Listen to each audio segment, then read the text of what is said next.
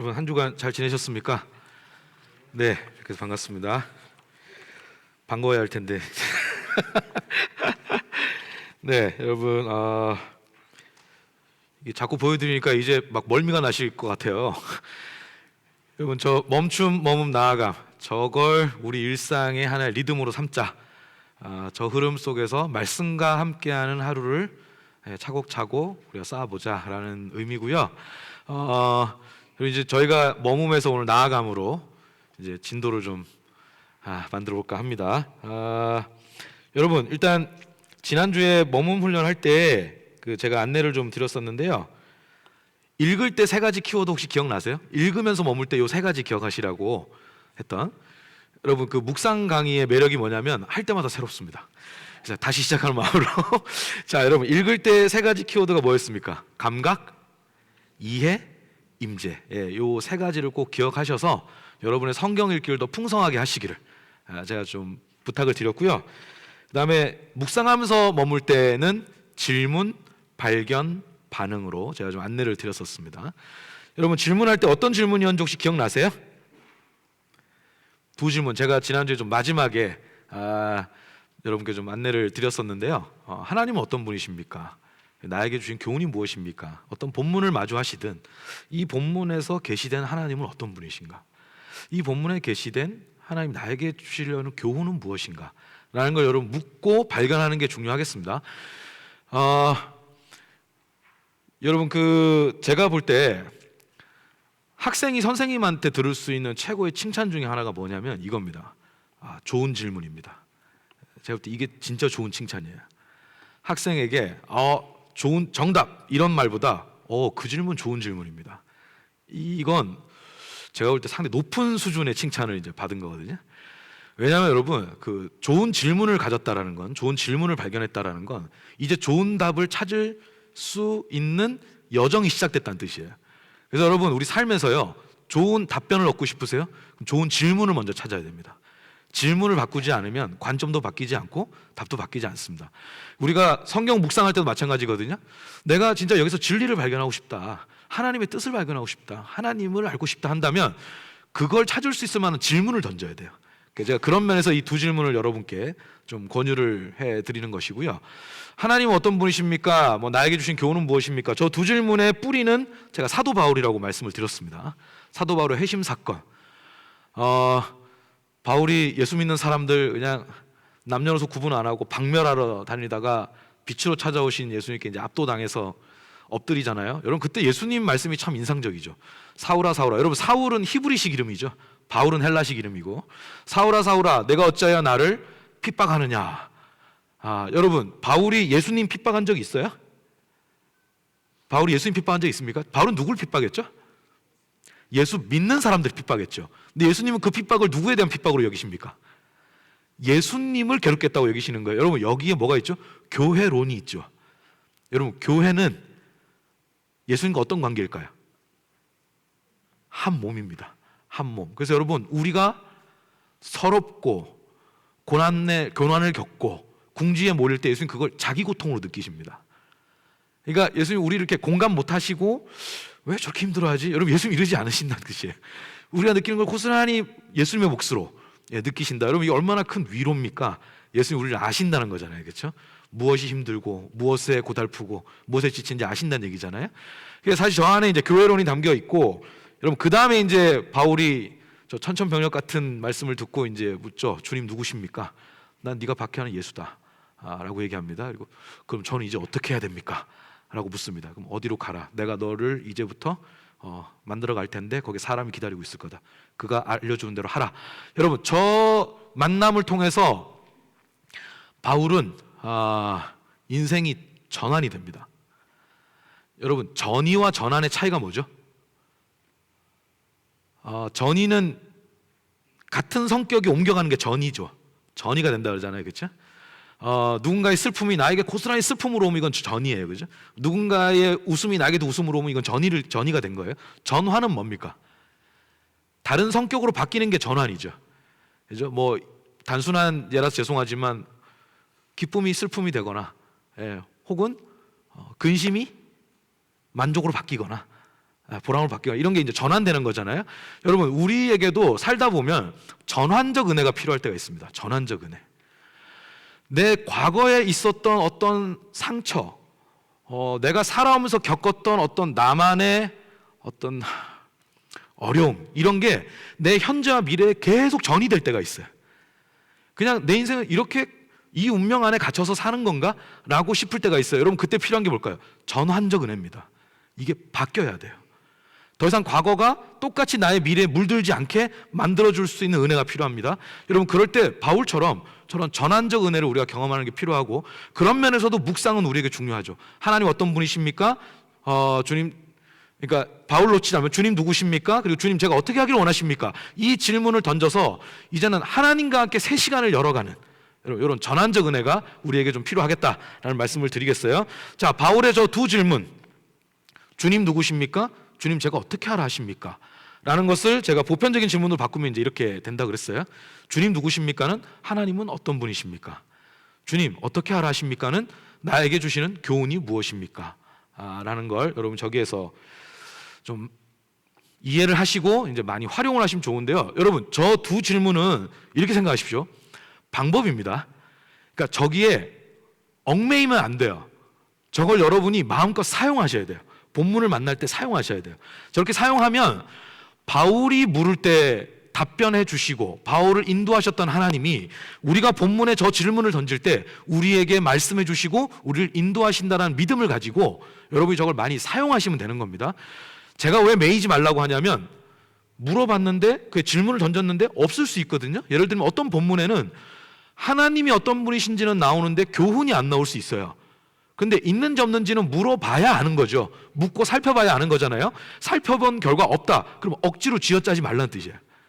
어떤 본문은 교훈은 잘 보이는데 포착이 되는데 하나님이 어떤 분이신지에 대해서 나오지 않을 수 있습니다. 그런 걸 억지로 만들 필요는 없다 라는 말씀을 드리는 거고요. 그래서 여러분 매일 성경 보시면 그 옆에 해설이 있잖아요. 해설에도요 어떤 본문은 저 두 질문에 대한 그 해설을 적어놓고요, 어떤 건 둘 중에 하나만 있어요. 없는 건 안 찾는 거예요. 어쨌든 여러분이 저 질문을 가지고 던지고 발견해 보는 게 중요하다. 그 과정을 통해서 여러분이 건져내는 게 있으실 것 같습니다. 자, 그럼 여러분 이제 여러분이 큐티를 해 나가신다라고 가정할 때 이제 저 질문을 활용하셔야 될 거 아니에요. 오늘 본문을 읽었고 감각, 이해, 임재 내가 이걸 기억하면서 내 성경 읽기를 한번 해봤어요. 이제 그 다음에 묵상의 단계로 들어가야 되는데 하나님은 어떤 분이십니까? 라고 질문을 던져서 딱 본문을 보는데 이 질문 자체에 대한 뜻은 알겠는데 나도 발견하고 싶은 마음이 큰데 이게 막연할 때가 있어요. 잘 안 잡히는 거죠. 여러분 그때는 여러분 저 화면에 띄워놨죠. 저 밑에 있는 4가지 카테고리를 두고 찾으시면 더 풍성하게 발견할 수 있고요. 이 이야기는 여러분 교재 22페이지에 나와 있습니다. 22페이지에 나와 있어요. 거기에 보면 첫째, 본문에 드러나는 하나님이 어떤 분이신지 찾아보세요 해놓고 밑에 하나님이 하신 일, 하나님의 성품, 저자나 등장인물의 하나님 고백, 하나님 섭리 등 본문에 나타난 하나님을 발견하고 적어보세요 라고 나오죠. 그죠? 저희 카테고리를 저렇게 안내를 해놓은 겁니다. 그래서 여러분 처음에는 옆에 두고 한번 찾아보시는 것도 여러분의 훈련에 도움이 되실 거라고 보고 여러분 하나님이 하신 일을 찾는 건 왜 중요할까요? 내가 본문을 볼 때 오늘 하나님이 하신 일이 있는지 한번 볼까? 여러분 만약에 저와 여러분의 삶이 매일매일의 삶이 그리고 전체를 살아가 일생이 우리가 하는 일이 전부라면 여러분 어떠실 것 같으세요? 그냥 내가 하는 게 전부예요. 여러분 이거는 신앙을 가진 사람에게는 절망 그 자체입니다. 여러분 우리에게는 내가 하는 일을 넘어서서 뭐가 있어야 되죠? 하나님이 하시는 일이 있어야 합니다. 그게 우리 인생의 결정적인 거예요. 그렇죠? 그게 우리 인생을 만드는 거거든요. 그래서 여러분 성경을 통해서 하나님이 어떤 일을 행하셨는지 발견하잖아요. 그 다음 그거 어떻게 될까요? 그걸 내 삶에 끌어당겨야 돼요. 하나님 지금 이 본문에서 이렇게 역사하신 하나님 제 삶에도 이 일을 행하시옵소서 라고 이걸 내 믿음으로 나에게 연결시키는 것까지가 묵상입니다. 여러분 뭐 하는 데까지라고요? 연결. 여러분 이 본문에서 발견한 걸 나와 연결시켜야 돼요.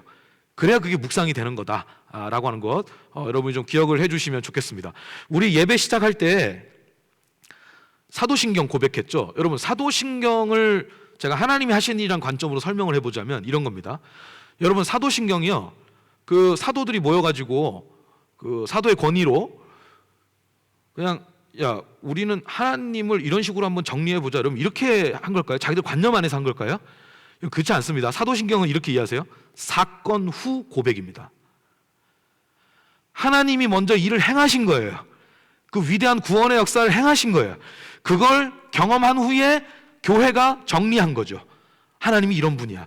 그러니까 여러분, 하나님이 행하신 일이 우리의 고백을 만들고 우리의 걸어갈 길을 만드는 거예요. 그러니까 여러분, 하나님이 하신 일이 있다는 건 되게 중요한 겁니다. 이게 없으면 우린 그냥 우리가 전부죠. 여러분, 이 예배당에 우리가 하는 일만 있다고 생각해 보세요. 그러지 않으면 아무 일도 일어나지 않는다. 절망이에요, 절망. 이 예배의 핵심 뭡니까? 하나님이 하시는 일이 있는 거예요. 이 예배 가운데 임재하셔서 각 사람 안에서 우리 위해서 행하시는 일이 있다. 여러분, 그걸 우리가 포착하고 붙들고 사는 것.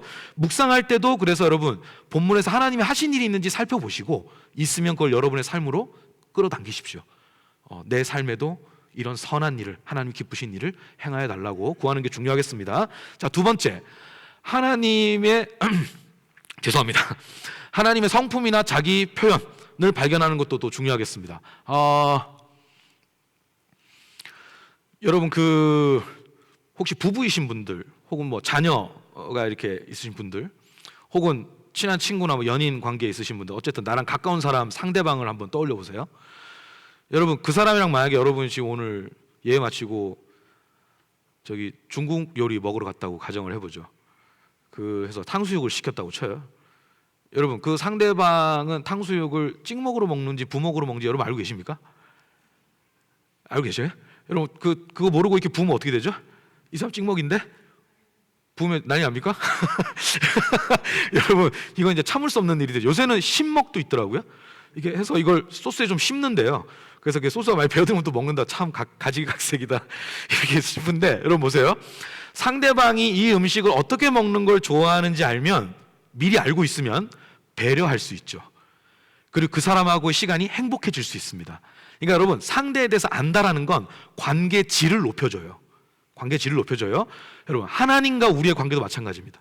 하나님을 안다라고 하면요, 하나님을 아는 만큼 더 신뢰할 수 있고 하나님을 아는 만큼 더 사랑할 수 있습니다. 그러니까 우리가 하나님에 대해서 알아야 돼요. 그러니까 본문에서 저런 걸 발견하는 순간은 되게 중요한 순간이에요. 하나님의 성품, 하나님의 자기 계시. 나는 이러이러한 하나님이다. 나는 너희에게 이러이러한 생각을 가지고 있다. 난 너한테 이런 걸 기대한다. 난 네가 이럴 때 슬프다. 등등 하나님의 자기 계시가 나오잖아요. 그게 성품으로서나 뭐 이렇게 나오면 여러분, 그걸 여러분의 것으로 삼으십시오. 그렇게 아는 만큼 우리가 하나님에 대한 신뢰와 사랑이 더 깊어질 수 있는 거예요. 그래서 여러분, 내가 신앙생활에 있어서 하나님을 알아가는 지식에 진보가 있느냐, 이게 결국 우리의 믿음의 진보와 맞물려 있습니다. 내가 하나님 알아가는 지식에 정체가 오잖아요. 믿음도 정체가 옵니다. 아는 만큼 더 믿고 따를 수 있는 거예요. 그래서 여러분, 저런 걸 발견하는 건 비록 실천사항이 없더라도 되게 중요한 발견이고 되게 중요한 적용 그 자체입니다. 저런 걸 알게 됐다는 건. 그래서 여러분이 발견하시길 바라고. 자, 세 번째, 저자나 등장인물의 하나님 고백을 우리가 좀 살펴볼 필요가 있습니다. 여러분, 말씀은 우리가 이렇게 방향으로 설명한다면, 말씀은 하늘에서 땅으로 내려온 거죠. 하나님 우리한테 말씀을 주신 거잖아요, 그렇죠? 그 기도는 뭘까요? 땅에서 하늘로 올라가는 우리의 언어입니다. 그러니까 말씀이 위에서 내려온다면 기도는 위로 올라가는 거죠. 여러분, 그 하나님의 백성들의 그 기도의 언어, 땅에서 하늘로 올라간 언어를 가득 담아놓은 책이 뭐냐? 그게 시편이죠. 시편에 보면 수많은 사람들의 고백이 있죠. 그 고백이 때로는 예언적이기도 하고, 어떤 사람은 고난 중에 막 깊은 냉소와 회의에 빠져서 몸부림치는 고백도 있고, 어떤 사람은 시험에 들 뻔했지만 하나님을 통해서 일어나가지고 그걸 찬양하고 찬송하는 사람도 있습니다. 각양각색의 진짜 모든 인생의 언어가 아닌가 싶을 정도의 그 언어의 총집합체가 시편인데, 여러분, 그 시편에 보면 이제 여기 우리가 표현한 대로 다른 사람들 고백이 많이 나오죠. 그 고백을 우리가 왜 알아야 될까요? 예를 들어볼까요? 여러분, 시편 23편 1절 거의 다 외우시죠? 우리 같이 한번 외워볼까요? 시작. 나의 목자시니, 그렇죠? 예, 그렇습니다. 여러분, 거기 보면 다윗이 하나님을 뭐라고 고백하죠? 나의 목자시다. 너무 좋은 목자로 고백하죠. 여러분, 그 다윗 경험이고 다윗 고백이잖아요. 그 엄밀히 말해서 남남인데 그것도 시간의 간격을 생각해 보세요. 다윗의 시대와 우리의 시대가 이게 공감대가 있습니까? 이 어마어마한 간격이에요. 근데 우리가 굳이 그 사람의 고백에 관심을 가져야 하는 이유는 뭡니까? 하나님이 그런 사람들의 고백을 왜 성경에 담아놨을까요? 다윗이 고백한 하나님, 그 선한 목자 되신 하나님이요, 나는 다윗에게만 선한 목자가 아니라 이걸 읽고 있는 그대에게도, 너에게도 난 선한 목자다 라는 걸 믿으라고 그 고백을 담아놓은 거죠. 그래서 여러분, 다른 누군가의 고백을 접한다라는 건 그게 곧 나의 고백화 되기를 원하시는 하나님의 뜻이 거기 담겨 있다. 그래서 다른 사람의 고백에 귀를 기울여야 돼요.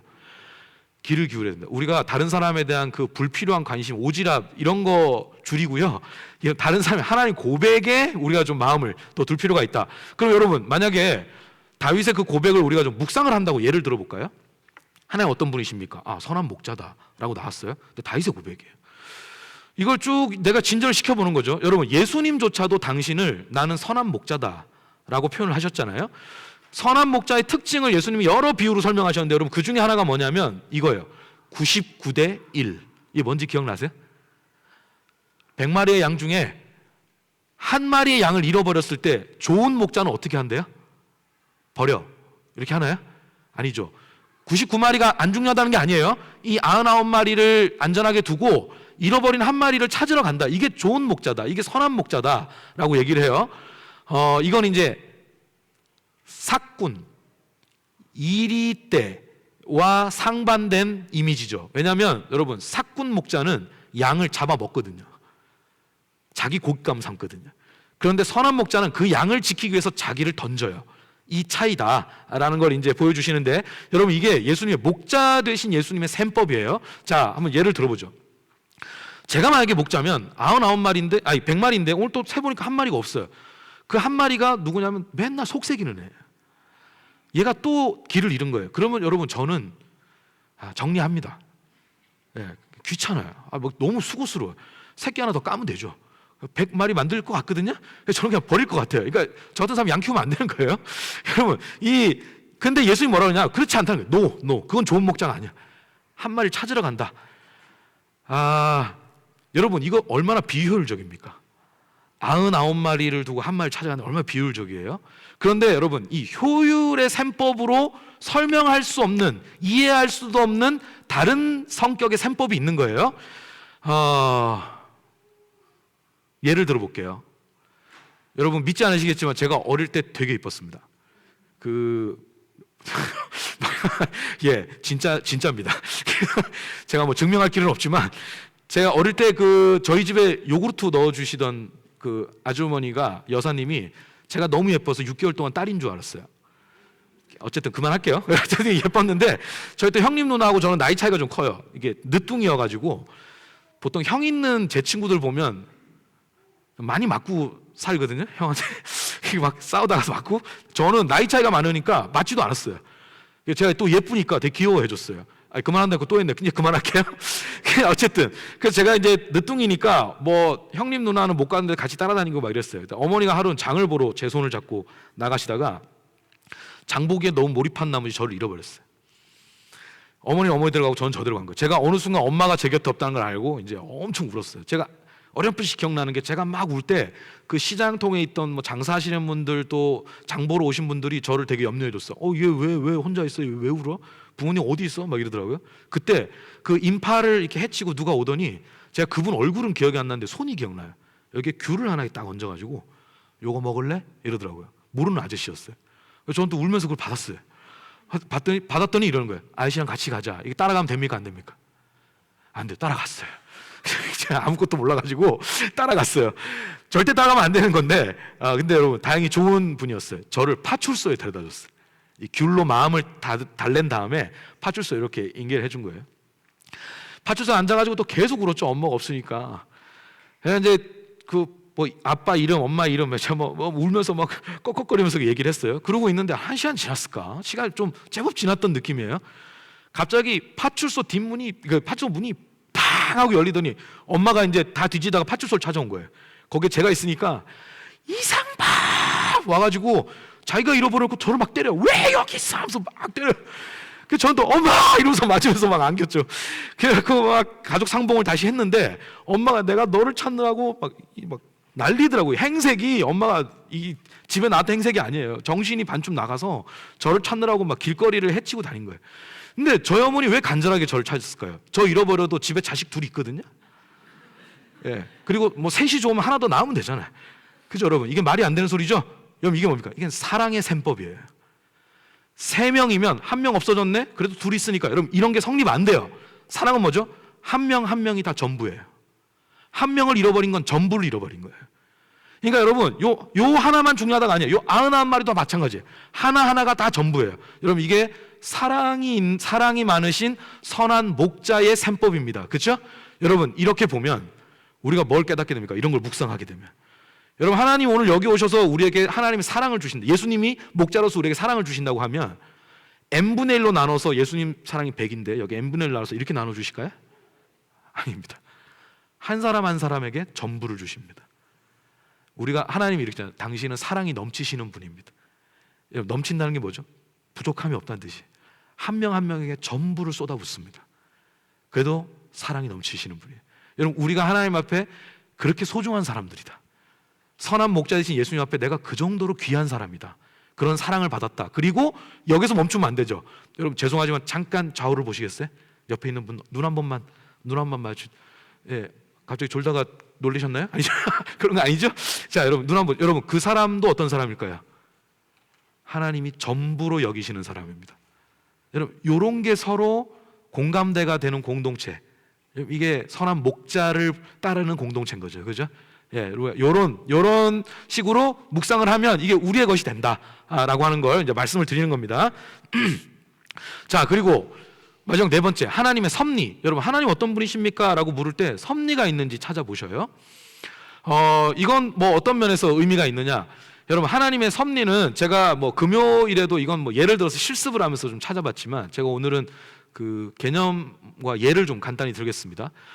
여러분, 하나님의 섭리를 이해하실 때 이렇게 보시면 좋을 것 같아요. 저게 워낙 까다로운 주제고 하나님의 섭리라는 게 뭐 저 같은 사람이 사실 따라잡기 어려운 건데 그래도 제가 이해하는 선에서 여러분께 말씀을 드리면 이런 겁니다. 역사의 전면에 등장해서 하나님이 일하진 않으세요. 그래서 때로는요, 하나님의 부재중을 느껴요. 여러분, 우리도 살아가면서 그럴 때 있죠.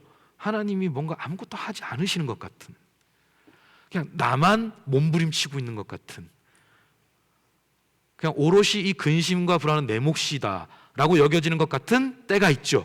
하나님이 부재중이다라고 느끼는 때예요. 근데 여러분, 성경은 우리에게 하나님의 섭리를 얘기해 줍니다. 그게 부재중이 아니라 우리에게 포착되지 않는 방식으로 이면에서 확실하게 일하고 계신다. 그리고 하나님은 그 뜻을 반드시 성취하신다.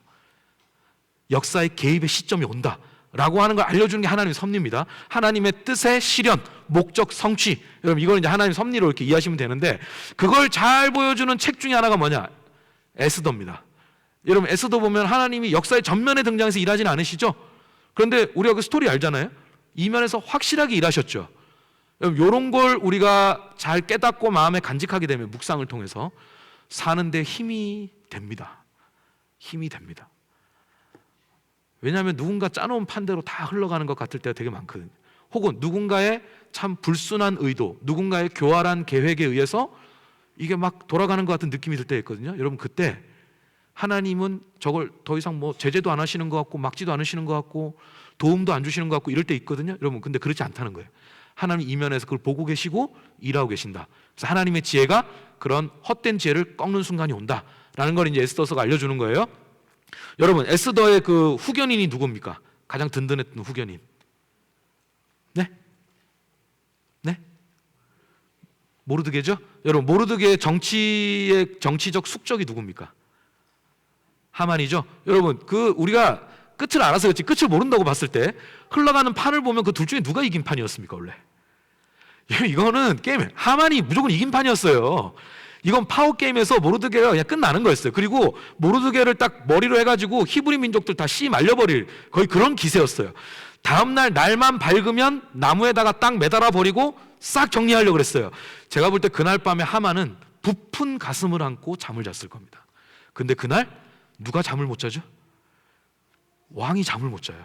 여러분 잠을 못 잘 때 할 수 있는 게 몇 가지 있습니까?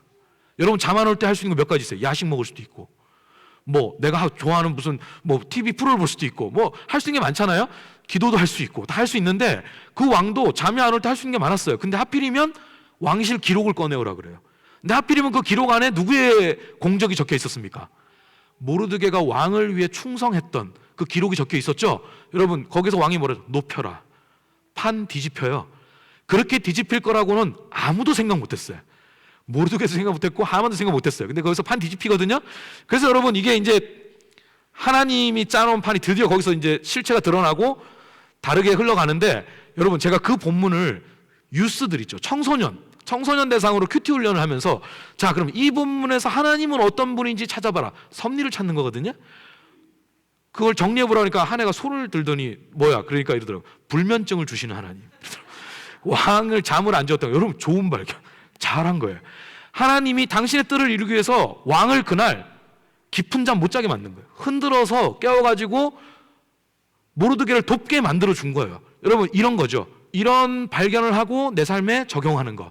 그래서 하나님 지금 당장은 아무 일도 일어나지 않는 것 같지만 전 이게 전부가 아니라는 걸 압니다. 하나님 이면에 일하고 계신 거 압니다. 기다립니다. 믿습니다. 여러분 요걸 우리가 좀 가질 수 있다면 이것도 좋은 묵상이 되겠다 싶습니다. 자, 이렇게 여러분 발견하시면 좋겠고, 자, 두 번째, 나에게 주시는 교훈이 무엇입니까? 여러분 하나님은 어떤 분이십니까? 라는 건 하나님과 우리 사이의 관계, 그리고 우리가 그 하나님, 그 어떤 하나님을 믿고 어떻게 살아갈 것이냐, 이게 문제였다면, 교훈과 기대는 여러분 삶의 나침반이라고 보시면 돼요. 나침반. 제가 전에도 한번 여러분께 설명을 드렸던 것 같긴 한데 날마다 새로우니까 다시 한번 여러분 내비게이션하고 나침반의 차이가 뭐죠? 제가 여기 집에서 오늘 랭리 은혜교회 올 때 나침반 보고 갈게요, 내비게이션 보고 갈게요? 내비게이션 보고 갔죠, 당연히. 내비게이션 보고 갔거든요. 내비게이션은 특징이 뭡니까? 세세한 디테일을 다 알려줘요. 그리고 잘못 길 들면 돌아가는 길 다시 막 이거 깜빡깜빡하면서 알려주고 막 이러거든요. 근데 여러분 나침반은 뭐죠? 방향만 알려줘요. 여러분 제가 볼 때 하나님 주시는 저 교훈 자체는 나침반입니다. 나침반. 그걸 이해하고 살아가는 건 내가 어찌 보면 내비게이션의 성격처럼 하는 거지만, 성경에서 우리에게 주고자 하는 거는 나침반이에요. 여러분 삶에서요, 방향 감각만 있어도 우리가 길을 잃지 않습니다. 방향 감각만 있어도. 내가 디테일한 거에 좀 약해도 방향 감각을 잘 잡을 줄 알면 우리가 삶을 알차게 살 수 있어요. 하나님 앞에 아름답게 빚을 수 있거든요. 저런 교훈 묵상을 통해서 방향 감각을 키우십시오. 하나님이 어떤 방향으로 사람을 인도하시고 일하시는지 이끄시는지, 여러분 이런 걸 여러분 계속 묵상하다 보면 여러분에게 신앙적 방향 감각이 생길 거다라는 생각이 듭니다. 자, 교훈은 무엇입니까? 물어볼 때도 막연할 수 있어요. 그때 저 네 가지 카테고리를 두고 찾으시면 저는 더 풍성해질 수 있다라는 생각이 들고요. 자, 첫 번째 뭐가 있습니까? 뭐라고 적혀 있죠? 같이 읽어볼까요? 하나님의 약속과 명령. 여러분 하나님의 명령을 이렇게 들으시면 여러분은 어떠셔요? 부담될 때 있지 않으세요? 저는 개인적으로 솔직히 이럴 때가 있습니다. 하나님이 원하시는 뜻을 딱 깨닫잖아요. 그 명령을 이렇게 해라, 이렇게 살아라, 명령을 딱 듣고 나면요, 이게 안 들었으면 내가 몰랐으니까 이걸 외면을 할 텐데 이미 들어버려가지고 모른 척도 못하겠고, 이걸 어떻게 타협점을 찾아내지? 여러분 이런 얄팍한 생각이 들 때가 있습니다. 너만 그래 이런 눈빛이 아니, 여러분도 그럴 때 있으시죠? 여러분 하나님의 뜻은 우리가 귀하게 받들지만 그걸 따라가게 벅찬 내가 좀 한계가 있을 때가 있어요. 여러분 그때 기억해야 될 게 있습니다. 뭐냐면 하나님은요 우리에게 딱 도달하기 어려운 딱 기준을 제시하시고 요거 해내야 돼. 자 시작. 못하면은 뺑뺑이 돌리고 얼차려 주고, 그래서 막 체력혀 또 하게 만들고. 여러분 이거는 어디서 이렇게 하죠? 군대에서 조교들이 이렇게 합니다. 여러분 하나님은 이런 냉정한 조교가 아니에요. 하나님 우리 아버지시잖아요, 그렇죠? 우리에 대한 기대치는 분명히 있으나 거기를 갈 때 혼자 힘으로 하는지 안 하는지 그것만 딱 던져놓고 테스트 점수 매기시고 거기다 상벌을 주시고, 여러분 이런 거 아닙니다. 하나님은 여러분 꼭 기억하세요. 명령을 주실 때 저기 나와 있죠. 뭘 같이 주실까요? 반드시 약속을 같이 주십니다. 그 명령을 따르고자 하는 자, 그 명령에 순종하고자 하는 자에게 하나님은 은혜를 주신다고 약속을 주십니다. 내가 너와 함께 한다. 내가 너를 돕는다. 내가 너를 책임진다.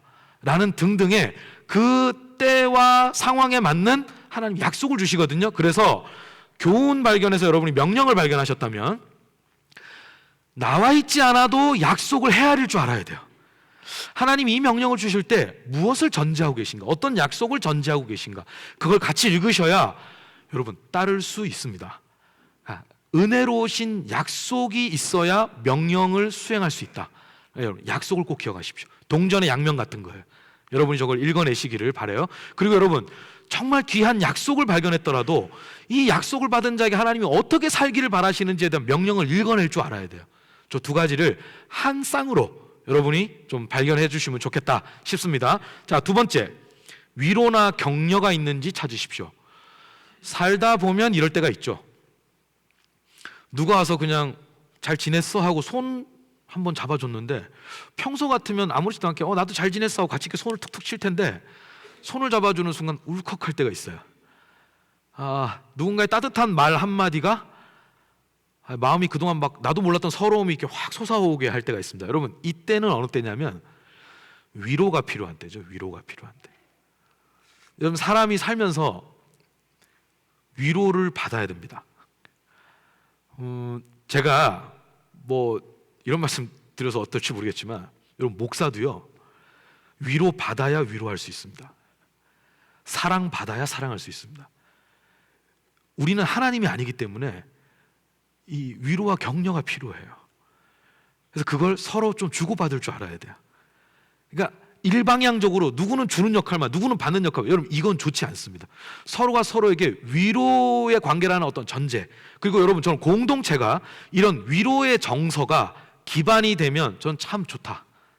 이건 누가 해낼 일 같이 만들어가야 돼요. 같이 위로해 줄 수 있는, 일단 기본적으로 위로의 정서를 가지고 서로 접근하는 요런 게 전 참 중요하다고 보거든요. 그래서 우리가 서로 좀 위로해 주자 이런 생각이 좀 드는데, 그럼에도 불구하고 여러분 사람의 위로가 도달하지 못하고 풀어줄 수 없는 영역도 있어요. 여러분 그때 뭐가 필요할까요? 우리가 말하는 하나님의 위로, 천상적 어루만짐이 필요합니다. 여러분 성경에 보면요 하나님의 천상적 어루만짐이 쭉 나와 있습니다. 여러분 그런 위로를 발견하시거든 내 거다 하고 취하십시오. 내 거다. 여러분 사람이요 그냥 위로 없이 버티기만 하고 살잖아요. 그 마음이 되게 건조해집니다. 메말라요. 우리에겐 위로가 필요해요. 위로가. 하늘에서 내리는 비가 대지를 적시듯이, 마른 땅을 적시듯이 하나님의 천상적 어루만짐이 우리 메마른 마음을 적셔줘야 돼요. 천상적 어루만짐을 여러분 발견하시고 이건 그냥 나를 위한 것 받으셔도 괜찮습니다. 마음껏 받으십시오. 그런데 위로에 대해서 좀 한 가지 제가 말씀드리고 싶은 건 있어요. 그게 뭐냐면 바울이 고린도 교회에 보내는 편지에서 이런 말을 합니다. 우리는 사망 선고 받은 줄 알았는데, 여러분 뭘 받았다고요? 사망 선고를 받은 줄 알았어요. 그러니까 막다른 골목에 갔던 거예요. 벼랑 끝이었어요. 여기까지구나. 우린 여기까지다. 이제 끝났다. 라고 여겼던 어떤 시점이 있었던 거예요. 근데 위로의 하나님이 우리를 건져내셨다. 여러분 위로의 성격이 뭔지 아시겠어요?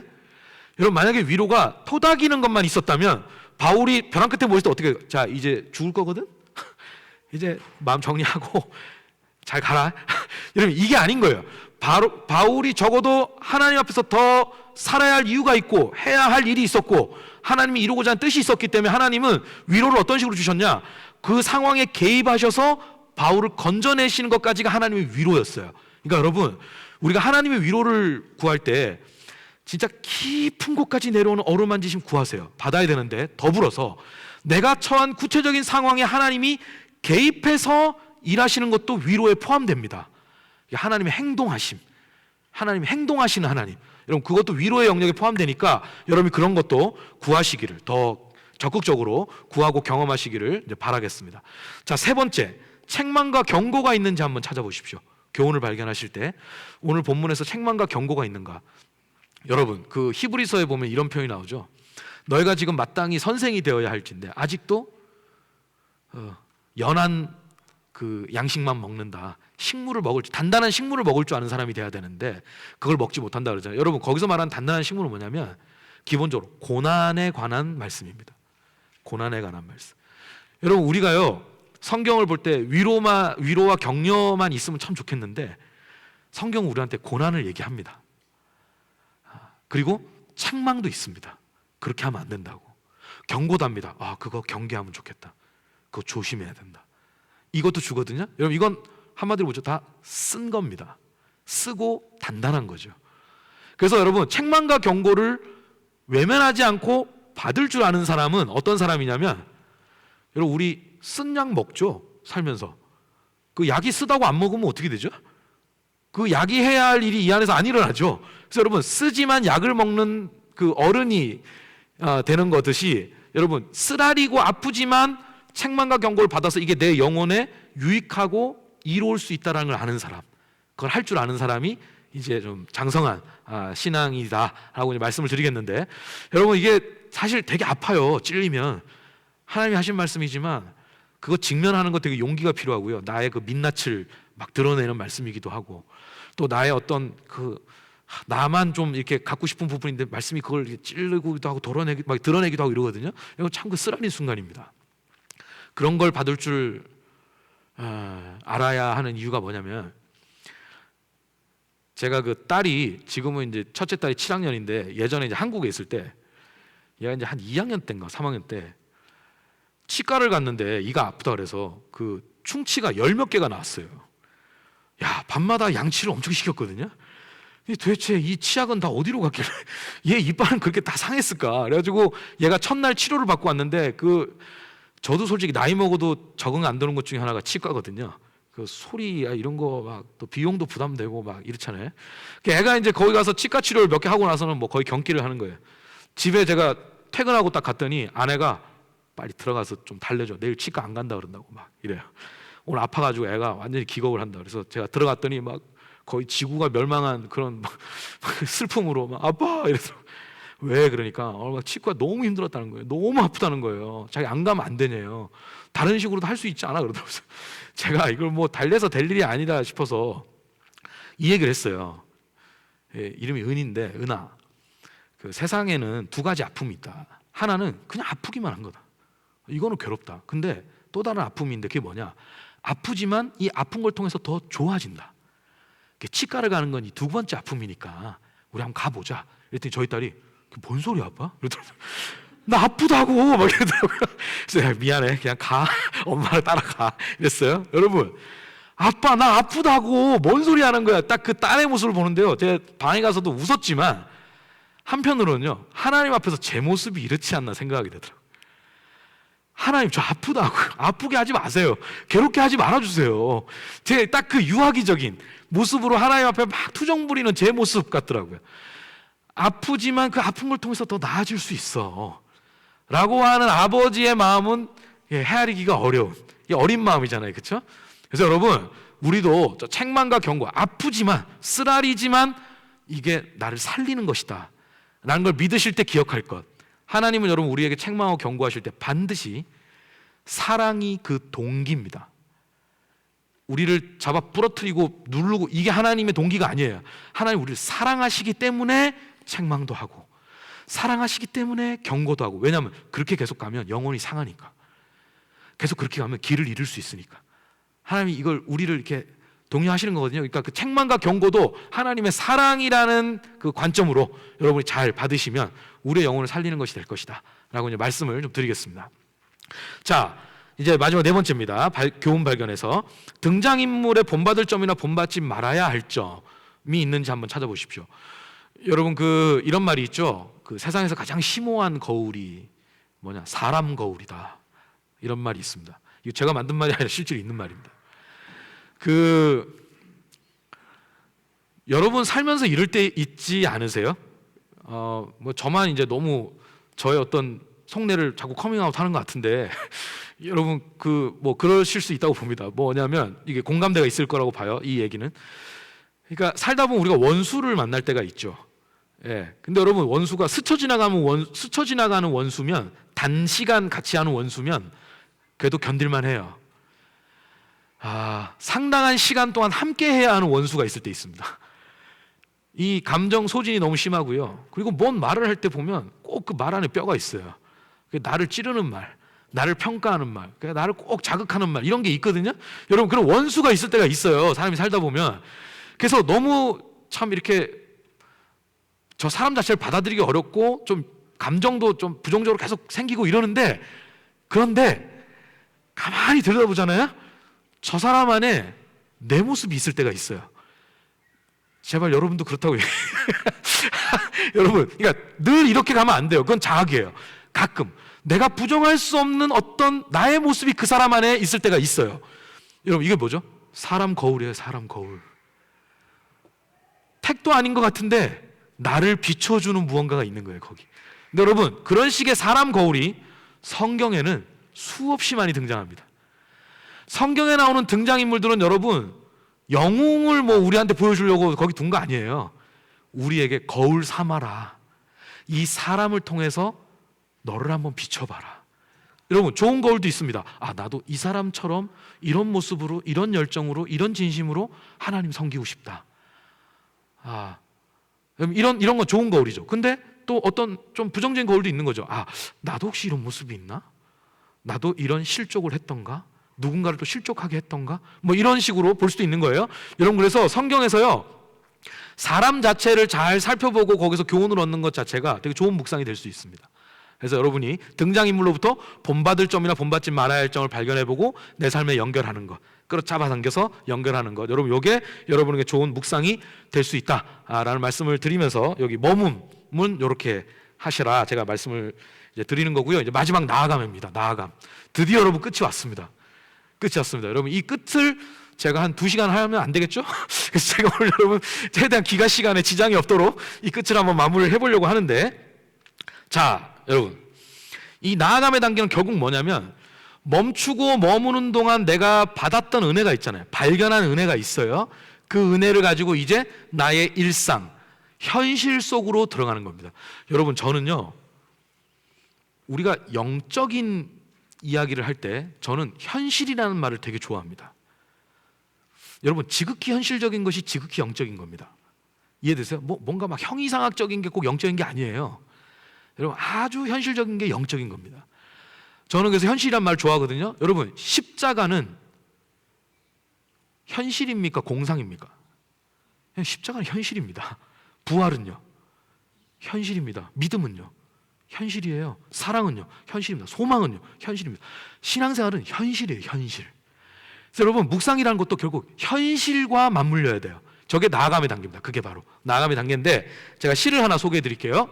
여러분 글씨가 좀 작아서 보이실지 모르겠습니다. 여러분 요거는요 우리가 한번 같이 읽으면 좋겠거든요. 여기서부터 이렇게 읽으면 되는데 읽고 시작.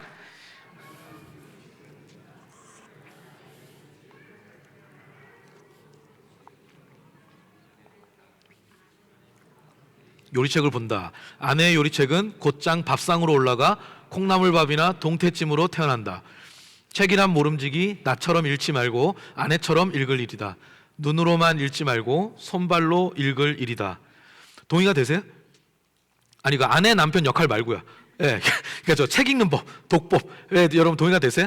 여러분 저기서 이게 이현주라는 그 시인이, 이분 제가 알기로 목사님인데, 저분이 자기와 아내의 그 책 읽기의 결국 결정적 차이는 뭐라고 얘기합니까? 읽고 이해한 것이 현실의 실체를 드러내느냐, 그냥 읽고 마는 거냐. 여러분 요 차이죠. 여러분 책이란 모름지기 이러잖아요. 저는 저걸 바꿔서 말하고 싶어요. 묵상이란 모름지기, 손발로 읽을 일이다. 여러분 우리가 묵상한 말씀이요 내 현실에 어떤 식으로든 실체가 돼서 드러나야 됩니다. 이게 실체화되는 것. 여러분 꼭 이걸 뭔가 실천하는 걸로만 생각하지 마세요. 기도를 하는 것 자체가 중요한 실체가 되는 겁니다. 실체화하는 거다, 현실에서. 자 그러면 그것과 관련해서 우리가 어떻게 해야 될까? 여러분 교재 23페이지에 나와 있는 4가지 말씀 있죠. 누가복음 히브리서, 디모데후서, 야고보서 이 네 말씀을 가지고 어떻게 하면 말씀이 우리에게 현실에서 실체를 드러낼까라는 생각을 한번 해보도록 하겠습니다. 자, 여러분, 요건 뭐 제가 정리해 놓은 말인데요. 요걸 참고를 하시고 먼저 누가복음 24장 32절에서 33절 말씀 우리 같이 읽겠습니다. 시작.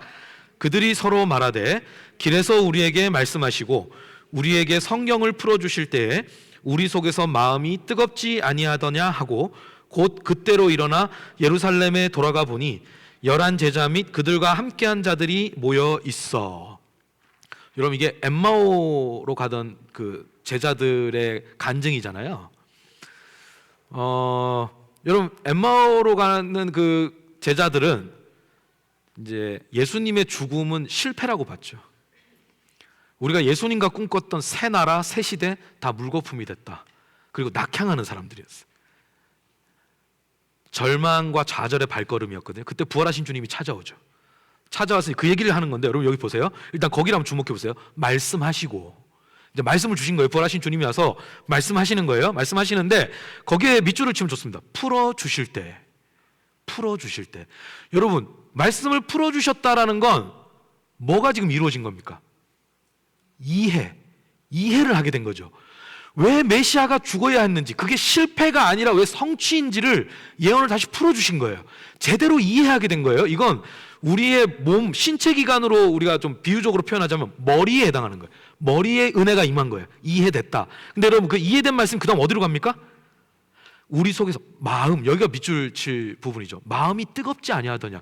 여러분, 머리에서 가슴으로 가는 거죠. 말씀에 뭐가요? 영향권이 넓혀지는 거예요. 머리에서 가슴까지.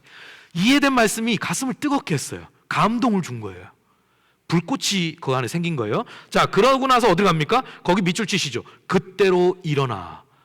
손발이 움직이죠. 그리고 가던 방향을 돌려서 되돌아갑니다. 여러분, 머리에서 가슴으로, 가슴에서 손발. 우리의 말씀의 영향권입니다. 뭐죠? 전인격이죠. 전인격. 그러니까 여러분, 여기서 우리가 뭐 한 가지 좀 생각해 볼 필요는 있죠. 나의 말씀 읽기 혹은 나의 묵상은 어디까지 오는, 주로 머리에서 멈추는지. 근데 나는 그래도 가슴까지 간다. 난 말씀의 감동을 난 받는다 라고 한다면 그 다음에 난 손발까지 가는지, 이런 걸 우리가 생각해 볼 필요가 있습니다. 어떤 인문학자가 이런 말씀 하시더라고요. 세상에서 가장 긴 여행 길이 머리에서 가슴까지래요. 머리에서 가슴까지. 여러분, 우리가 누군가를 머리로 이해하는 것과 가슴으로 받아들이는 건 별개죠. 다른 차원이죠. 이게 얼마나 오래 걸리는 여행길입니까? 근데 이것만큼 긴 여행길이 가슴에서 손발까지래요. 이걸 이제는 내가 한번 살아보는 것. 그래서 여러분의 성경 읽기는 주로 어느 쪽에 많이 초점이 맞춰져 있는지 한번 돌아보셔요. 이거를 자기 탓을 하실 필요가 없고 이걸 더 넓혀 가시는 게 하나님의 뜻이다.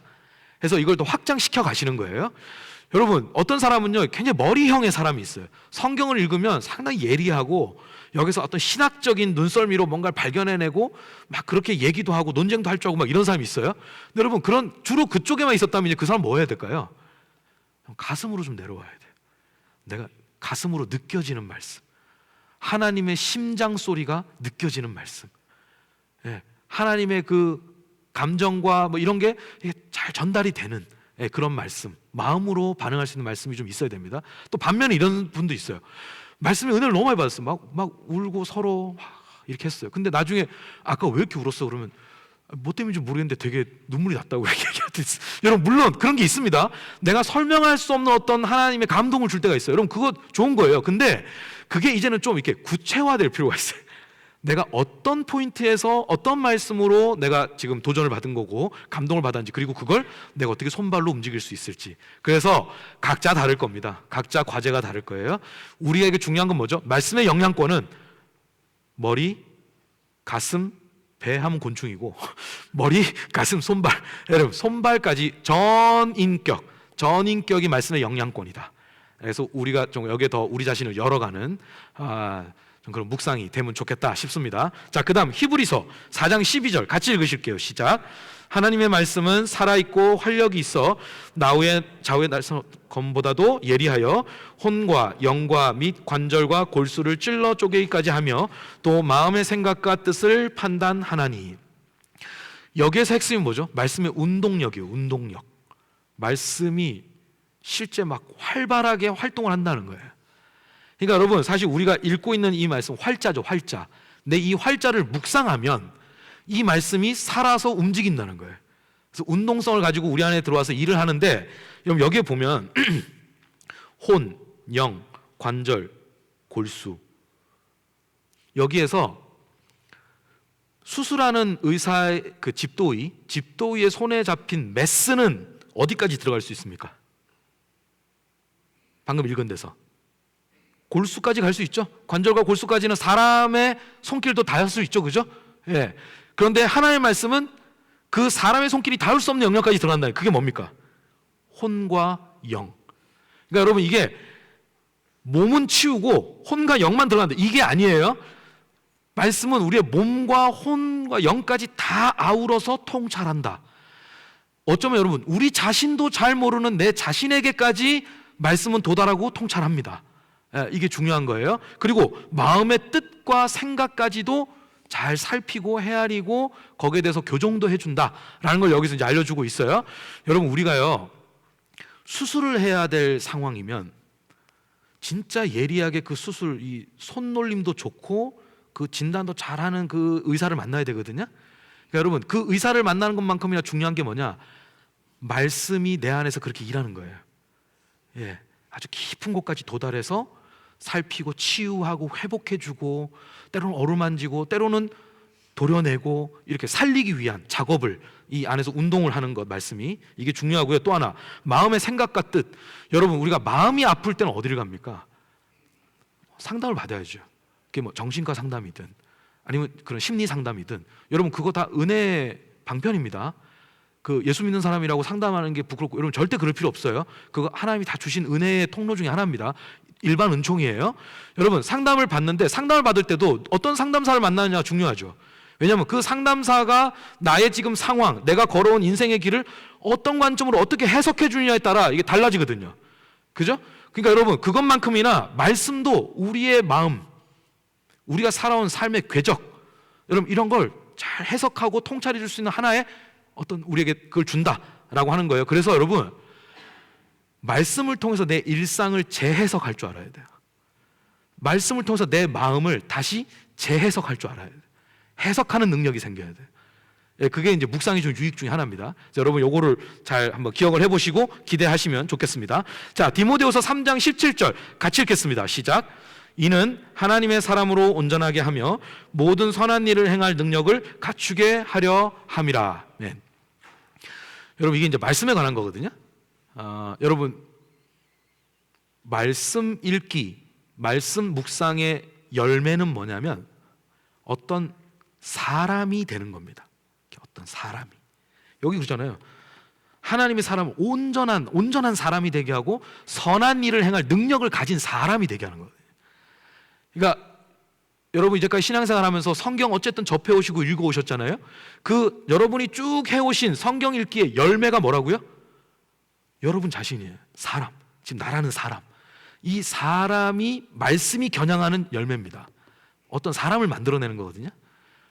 그러니까 성경 읽기는 여러분, 인포메이션, 정보에 머물면 안 돼요. 포메이션이 돼요. 형성, 뭔가를 빚어내는 형성의 단계로 들어가야 됩니다.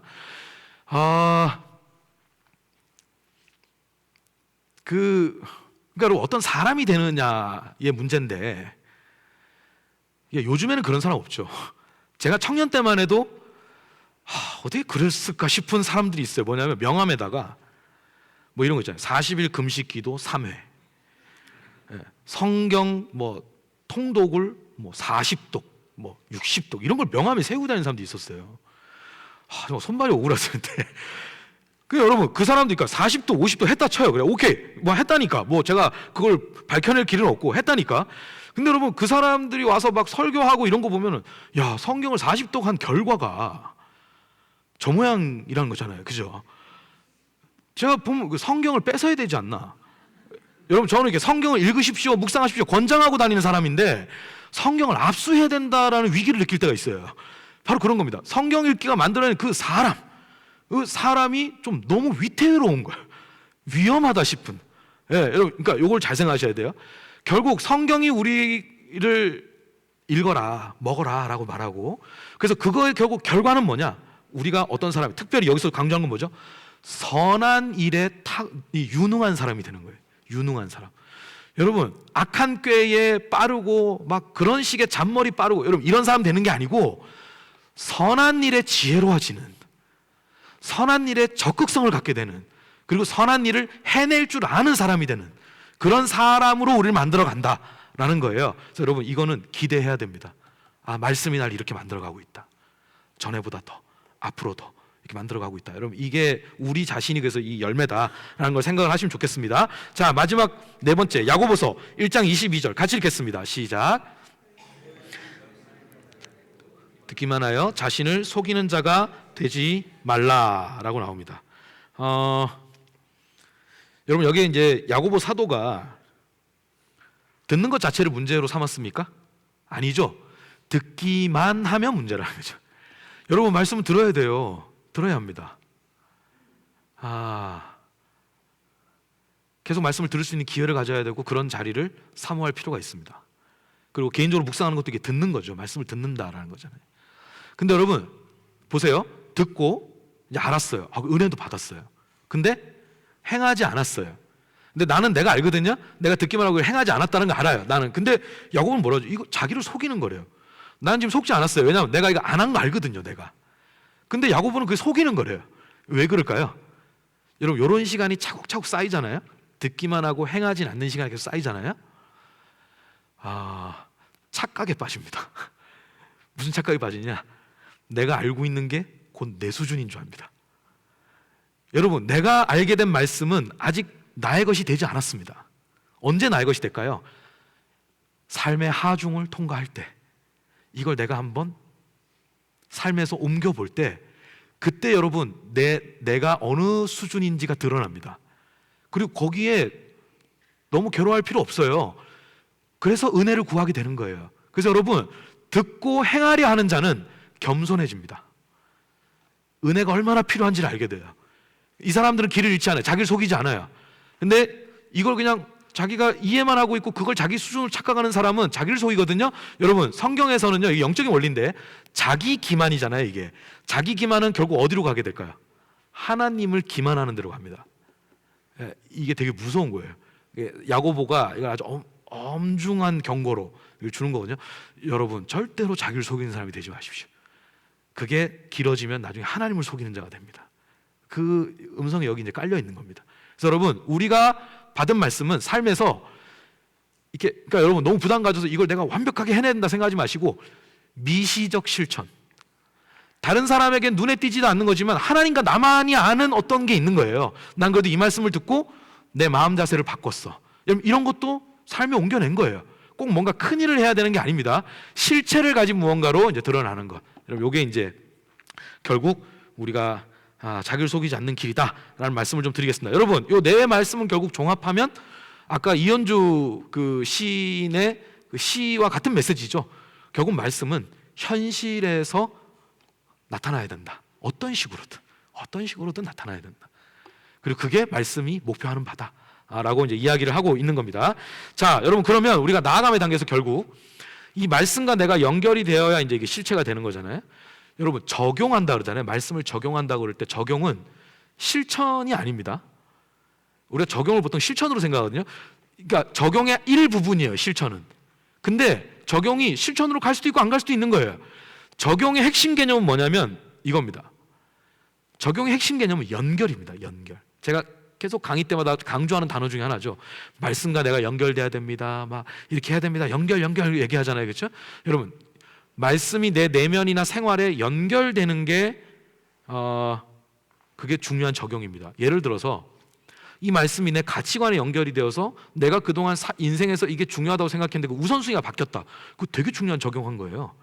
그러니까 이건 근데 겉으로는 안 드러나죠. 내 안에서 일어난 일이잖아요. 그러니까 그것도 적용이다 하고 여러분 그 중에 가장 중요한 적용이 있습니다. 가장 중요한 연결이란 뜻이죠. 그게 뭐냐? 기도입니다. 기도.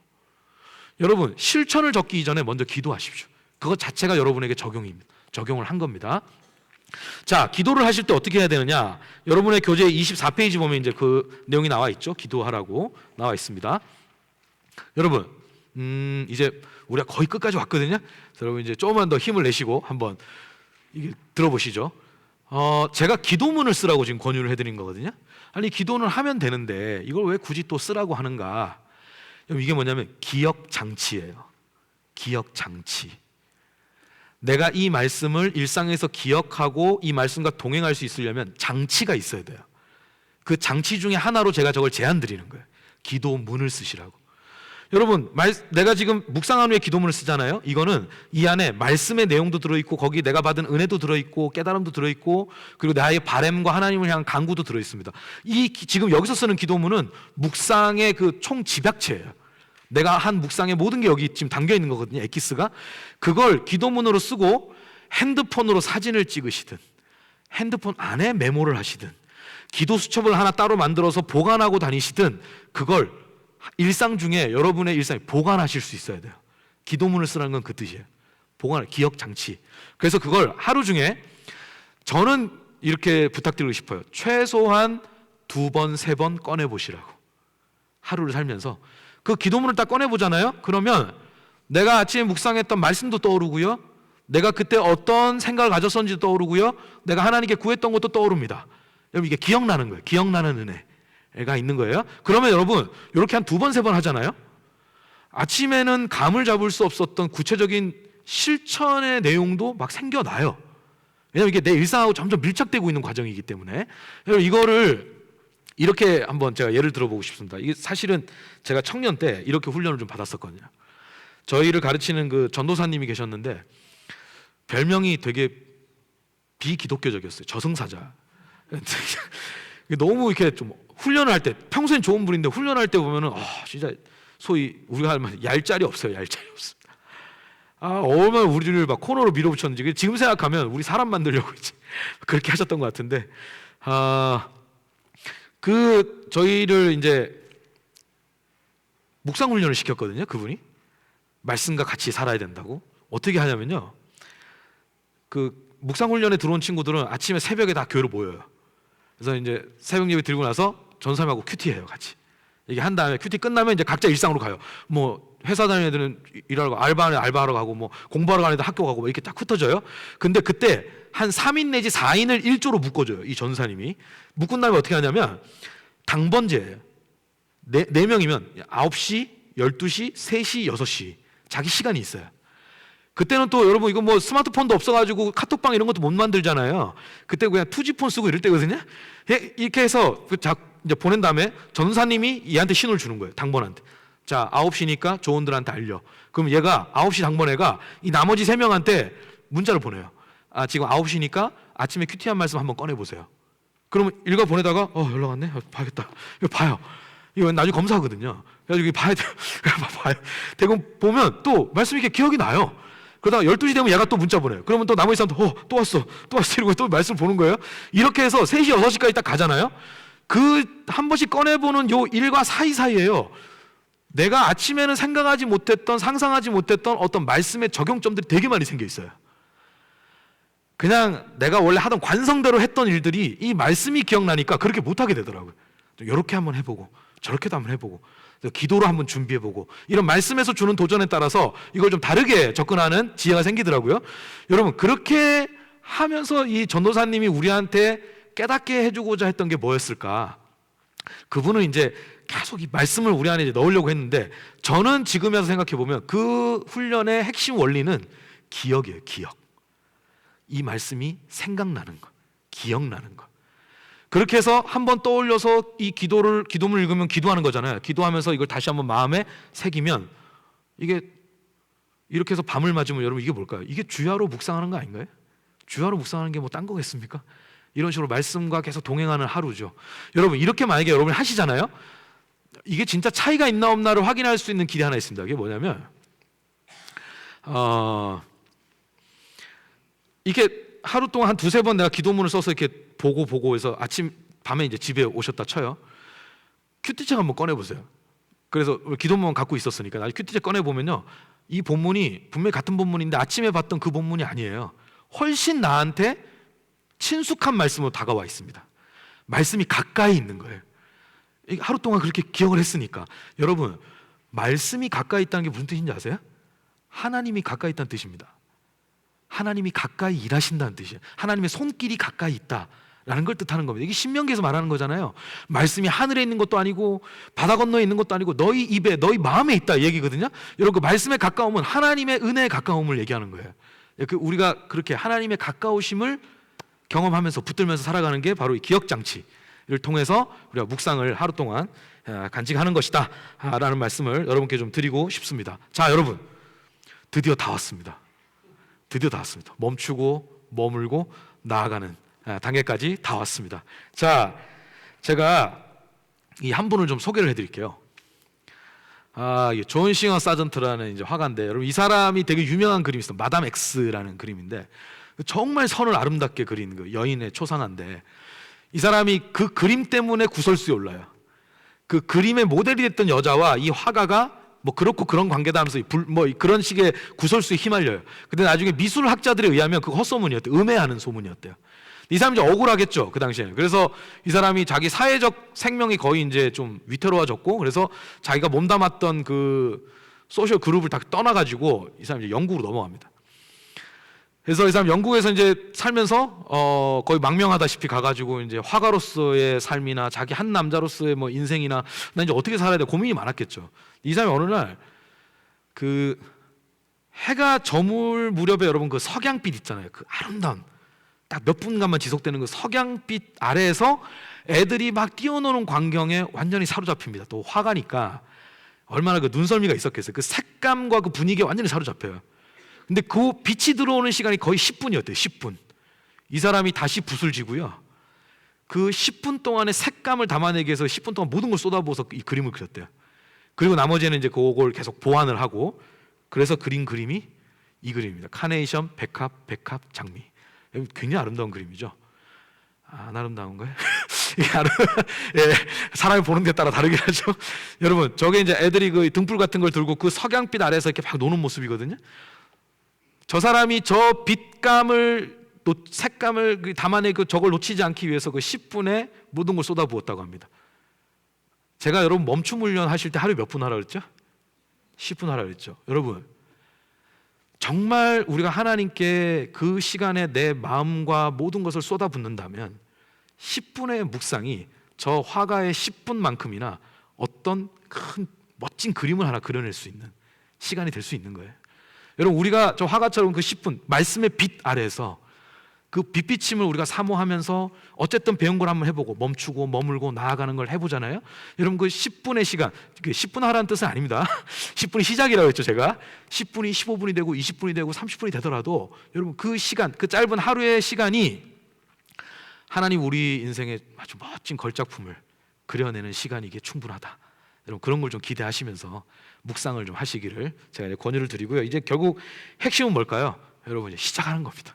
시작하는 거. 이걸 여러분의 이제 여러분 것으로 만드는 이제 작업으로 들어가는 건데, 이때 제가 당부드리고 싶은 게 하나 있습니다. 마친 줄 아셨죠? 요거까지만 말씀드리고 마치겠습니다. 여러분, 말씀 묵상이 한두 달 화끈하게 하고 1년치 땡겨가지고 화끈하게 하고 딱 치워버릴 일입니까? 아니죠. 여러분, 말씀 묵상은 평생 해야 될 일입니다. 평생.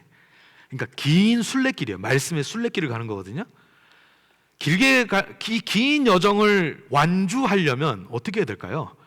그런 말 들어보셨죠? 빨리 가려면 혼자 가고 멀리 가려면 어떻게 하라고 하죠? 같이 가라, 이렇게 얘기하죠.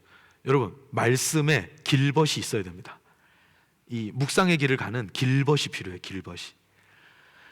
무슨 뜻이냐? 여러분, 이 묵상을 혼자만의 것으로 두지 마시고 이 묵상을 같이 쉐어링할 수 있는 사람을 짝꿍이라도 한 명 만드십시오.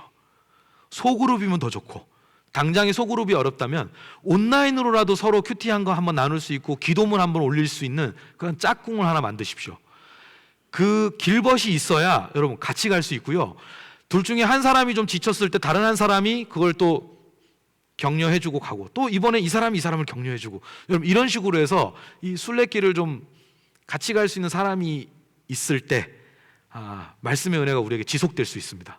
그래서 여러분 이걸 혼자 가지 마시기를. 여러분 존 던이라는 시인이자 설교자였던 사람이 했던 유명한 말 아시죠? No one is an island. 어떠한 사람도 섬이 아니다.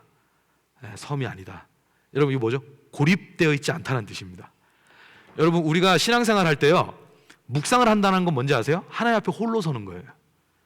이건 뭐죠? 고독을 받아들일 줄 아는 사람이 되는 거예요.